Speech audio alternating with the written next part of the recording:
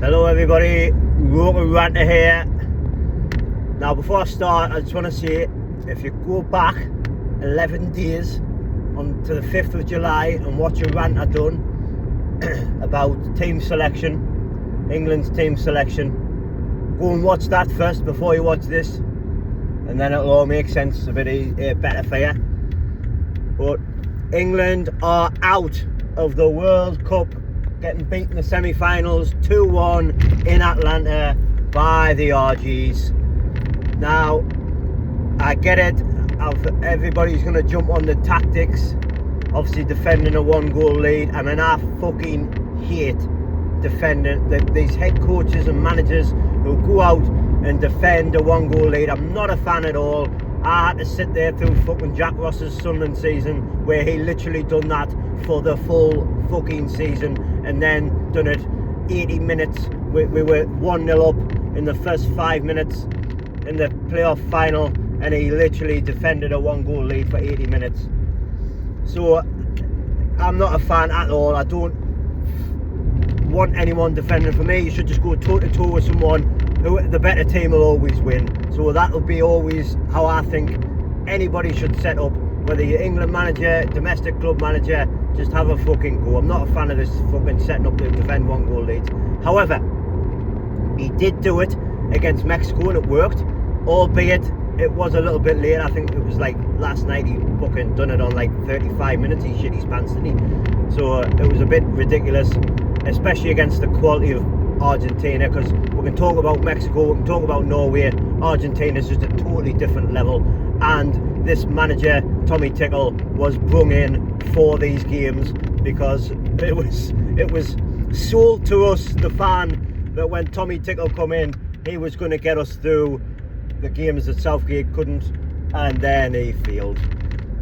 However, but what I would say is, if you go back to team selection, right, so last night he sat back, we went 1-0 up and he sat back. For me, like I say, his tactics did work earlier in the competition, but team selection is a big thing for me. I'm still going to hit on the team selection thing. It's not fucking good enough. For me, if you're an international manager, the manager of an international team, you cannot have you have to go in there with the bollocks to have the minerals to not pick your favourites. You have to pick the players who are in the best form and are the best players for the competition. And he hasn't done that. I mean, it's as simple as that. The player, Jordan Henderson, should never have been anywhere near the team. He was never going to fucking play any part.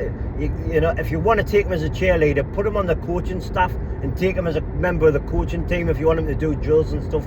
Adam Wharton has had a fucking fantastic season, won the Conference League. When you watch Adam Wharton, he's passing between the legs.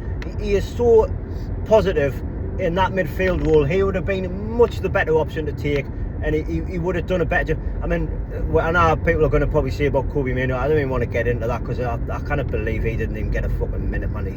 The options that were had, putting Reece James in midfield ahead of fucking Kobbie Mainoo, it's just, I cannot understand the fucking thinking of the fucking German cunt, to be honest. But like I say, team selection again, Jed Spence. I know everybody's wanking themselves silly over Jed Spence's talk. He's still, I'm sorry, I'm not saying it. He's bang average. He makes a couple of good runs. He's had a couple of good tackles, and all of a sudden he's fucking Roberto Carlos. Fuck off. He is bang average. He's shit. Lewis Hall would have been much better option, and then Trent at right back would have been a better option as well. Over fucking all these, like Kwanzaa, fucking got sent off. Never gonna. It's just the team selection is not good enough. Brings Dan Burn on, and I mean, Dan Burn, I know his clearances and everything in Mexico, but to score the second goal from a header when 9-foot tall Dan Burn is in the, I mean, would Harry Maguire have read that situation better? In my opinion, I think he does, and he clears that. But it's just, like I say, the team selection for me wasn't good enough, and that is why we are here, not going to be winning a World Cup. Probably not in my fucking lifetime by the looks of it, but it goes back to that. We need to get, the FA need to go out and get a manager or a head coach who has the bollocks to stand there and not pick favouritism. Just pick the players who are in the best form, playing the best fucking football and are the best players, not fucking favourites. And then as soon as we get that right, we will win a major tournament because we are good enough. We've got the players to do it, which is not. And then Bukayo Saka as well. The right wing needs fucking mentioning as well because Madueke was shit.